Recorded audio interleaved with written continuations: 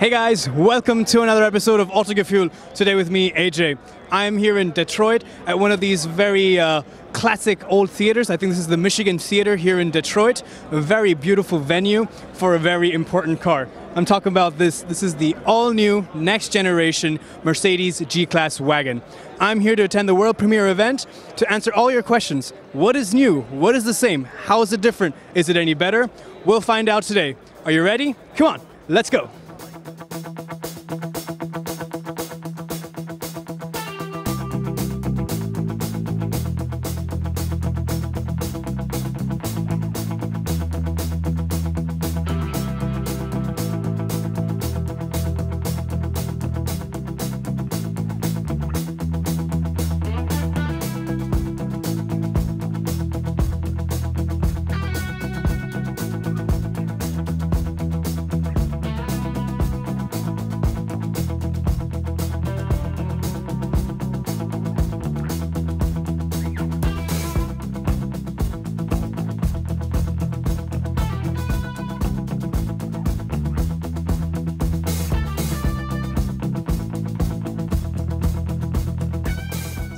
You should check out our earlier video at the premiere of the interior of the G-Class. Yes, they had a separate event just for that and had a separate coverage of that as well. We had an interview with Mr. Gunnar Gutenka, who is the product manager for the G-Class. So make sure you check out that video. It should be down here or it should be somewhere over there. Otherwise, I'm sure you can find it on our channel. Well, let's take a quick look at the front of the new G-Class. What do you notice first of all? Well, I think the design is a little bit more cohesive than before now. I think the way the bumper and the wheel arches on the side are integrated into the design makes it seem a lot more fluidic and a lot more singular as a car as a whole. The front is also accentuated by this very large Mercedes star, as well as these beautiful chrome inserts for the grille as well. Another thing which you will notice if you come towards the side over here is LED lights. Yes, now the new G-Class has LED lights across all the models as well. Now, one thing that they've always been stressing on with the new G-Class is how they've retained a lot of things which are very iconic to the original G-Class. For example, the indicator lights which are mounted on top of the hood over here rather than being flush down with the rest of the headlight cluster. Now these kind of elements are something that, whoop, let's let the man dust the car. There you go, sir. Thank you. These elements have been retained. For example, this, as well as the door handle on the side, as well as the spare wheel in the back as well. We'll take a look at that once we go around. Like I was saying, I think the wheel arches as well, they blend very nicely with the front bumper and has a very singular design with the rest of the car. Another thing to the keen eye you will notice is that the new G-Class is much bigger than before. It is 120 millimeters thereabouts wider than the predecessor, as well as about 53 millimeters longer than before. And thanks to a lot of clever packaging for the interior, the new G-Class is a lot more spacious as well. We'll check it out and put it to the test once we hop inside. If we get a chance to hop inside, these world premiere events are really hectic. Let's go take a quick look along the side. Very beautiful 20-inch wheels, of course. I'm sure there's a lot of different options for this as well. This is the V8 biturbo, which is a 4-liter engine. We'll look in under the hood later on, perhaps not tonight. It seems a bit hectic, perhaps later on. But I promise you we'll take a look at it really quickly. On the side, you will notice that the silhouette of the car still remains very true to the original G-Wagon. It's very boxy, very tin shape. You have a foot step over here, as well as this indentation along the top and the rail. Square windows, square wheel arches, a nice ride height. Speaking of which, the ride height has, rather the ground clearance is now increased by 6 millimeters, so it's even more off-road capable. The side profile of the G-Wagon is accentuated with the singular design line, which has this nice shiny insert flanked by matte black plastic. It runs all the way from the front near the indicator light, through the side, through the door, flush with the door handle, which again is the iconic door handle. And speaking of iconic doors, they have retained that classic G-Wagon door thud sound. Let's check it out.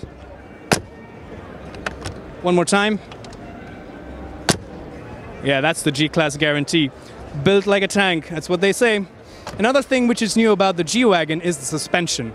Now, the suspension has been co-developed with AMG, so now the car rides a lot more smoother and more comfortable on-road, but it still retains its off-road capability. Let's start with the front axle. The front axle has independent suspension with double wishbones, as well as, of course, the locking differential. Towards the back, there is a rigid axle with 4 trailing link arms and a panhard rod. A panhard rod is like a cross member, which helps retain stability in off-road circumstances.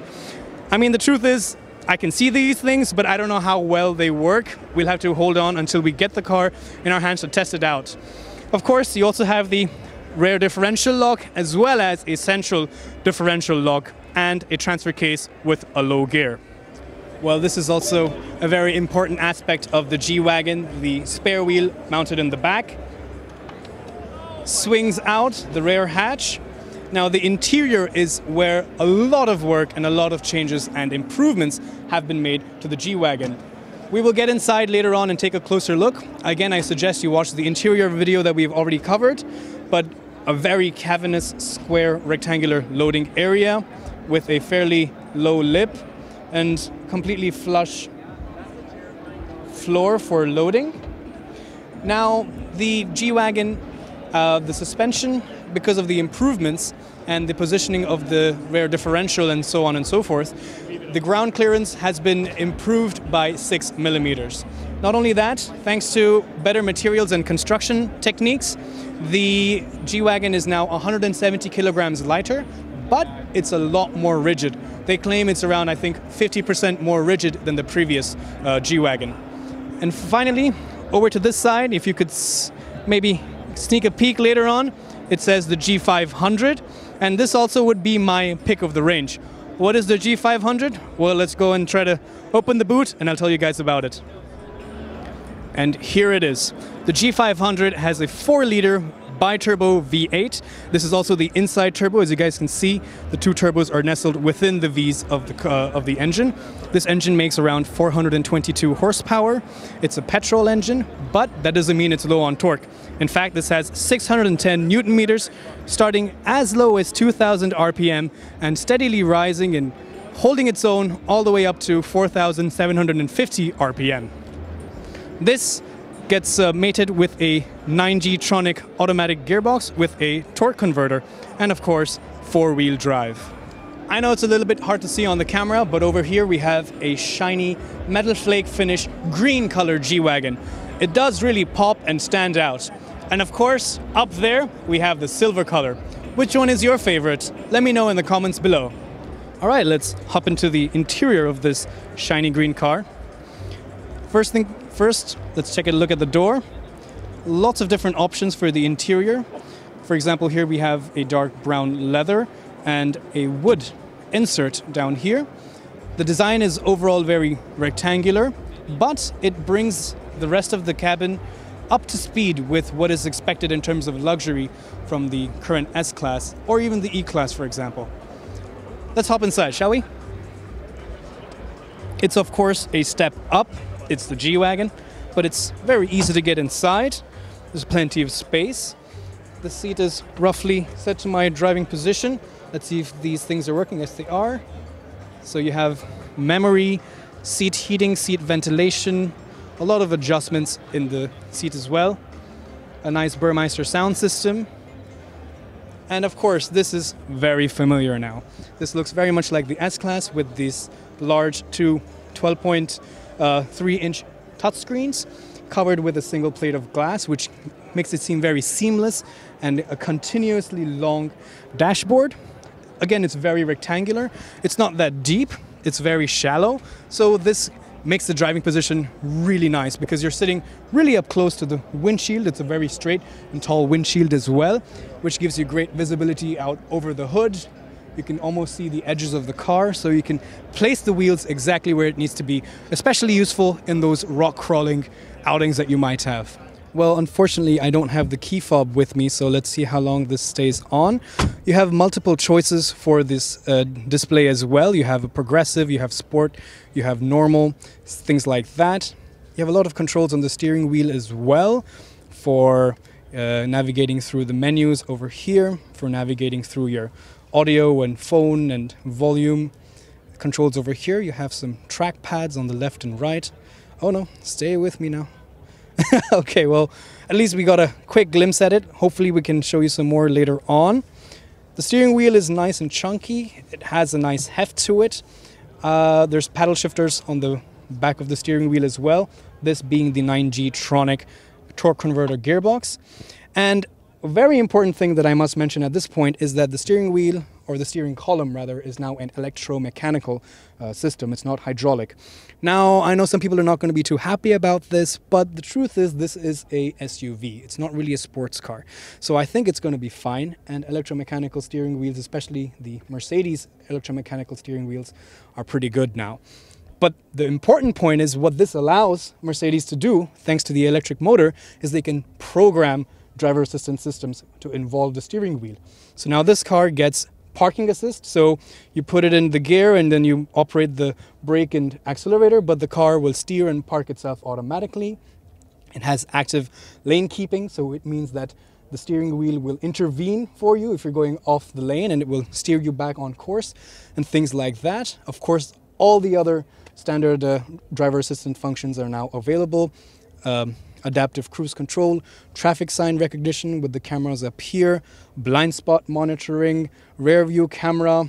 And one of the older problems with the old rear view camera was that it was mounted in a really awkward position, which means that the biggest thing you would see on your rear view camera was the spare wheel.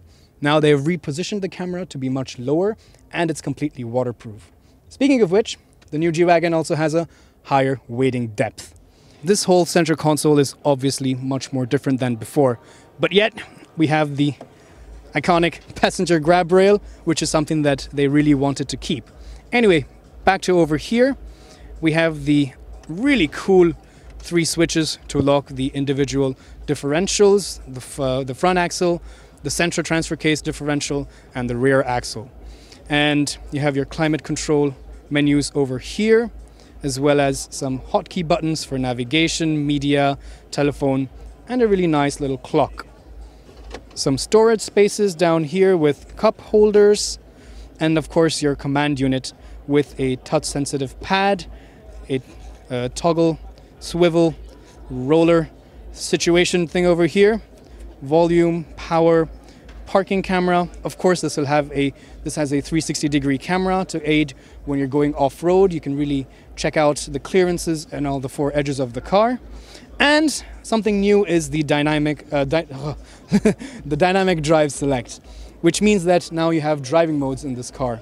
Thanks to the adaptive suspension, the electromechanical steering wheel, the 9G-tronic transmission, you have 5 driving modes. You have comfort, you have eco, you have sport, you have individual, and you have G mode. The G mode is the off-road mode, which I really cannot show you unfortunately right now.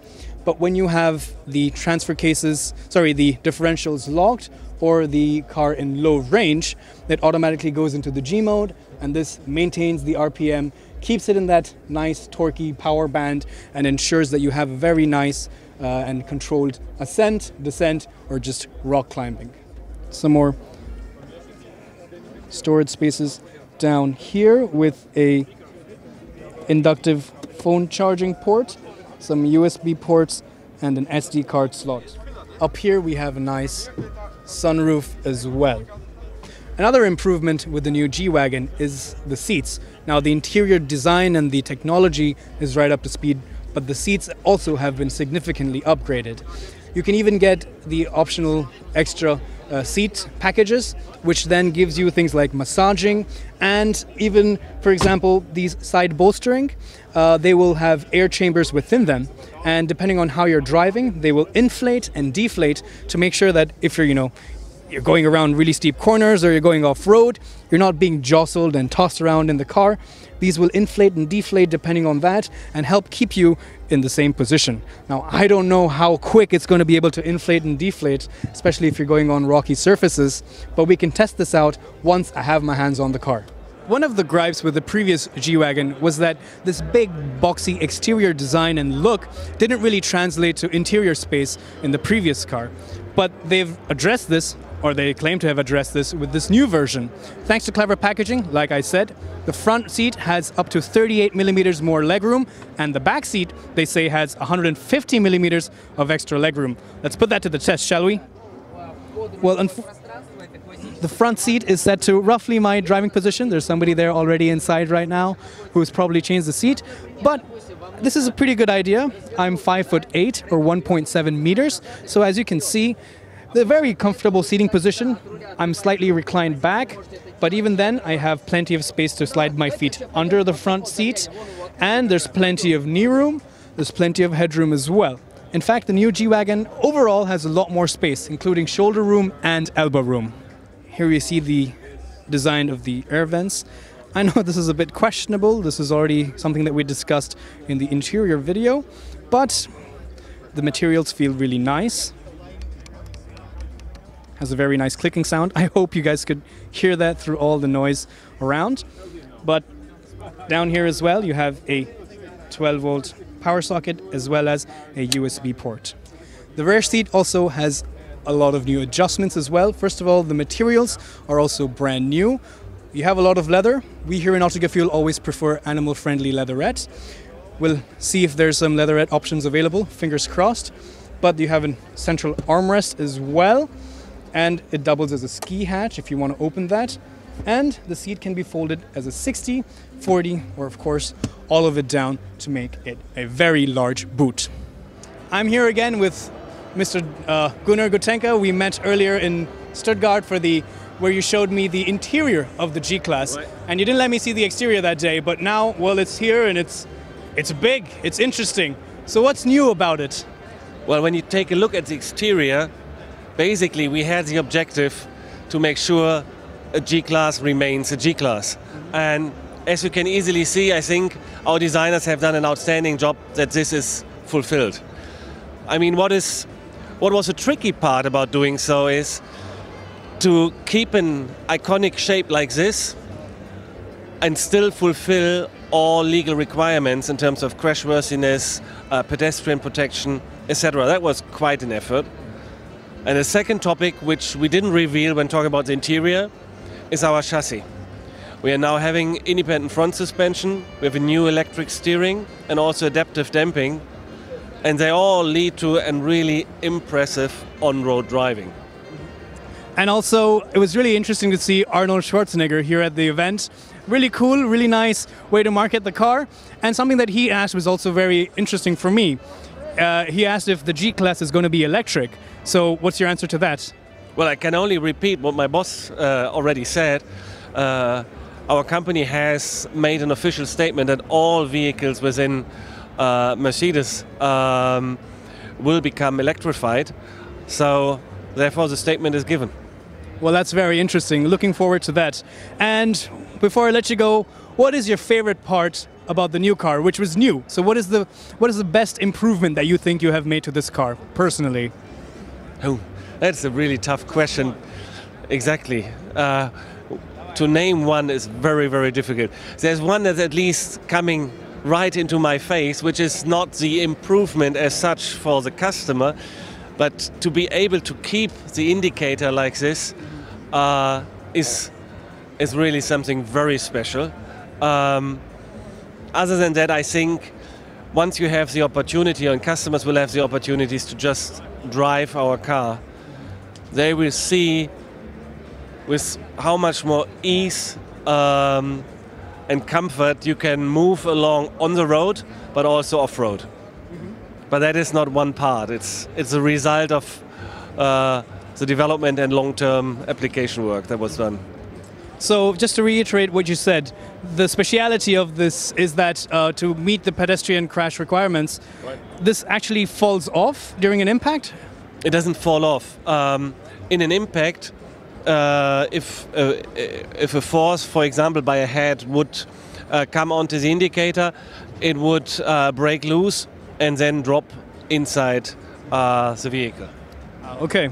Well, thank you so much again for your time, Mr. Butenka. And when are you going to let me drive this car? Most likely end of April. Well, I look forward to that. Yes. To put it in the words of Mr. Arnold Schwarzenegger, who was at this event, the G-Wagon is a car for all occasions. You want to drive on-road in comfort with your family? You can do it with this car. You want to go off-road and you don't want to get stuck in the mud? Well, this car has got you covered as well. You want the latest in technology, driver assistance systems, and features? Well, this car is packed with them.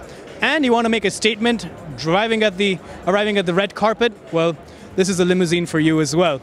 I'm not so sure I agree with all those points, but I see what he's getting at. The G-Wagon is a very impressive car. But then again, it has a very impressive price tag as well. This G500 is going to be easily 150,000 plus euros in Germany, but the base variant is still a pretty hefty 108,000 euros. And if you're really interested in buying one, you're going to have to wait till May when this car is officially launched. So let me know, would you really go for this car? Is this something that you aspire to? Or is it something that you think is a bit too vulgar and obnoxious? What are your thoughts? Put it down in the comments below. Be sure to follow us on Instagram and Facebook.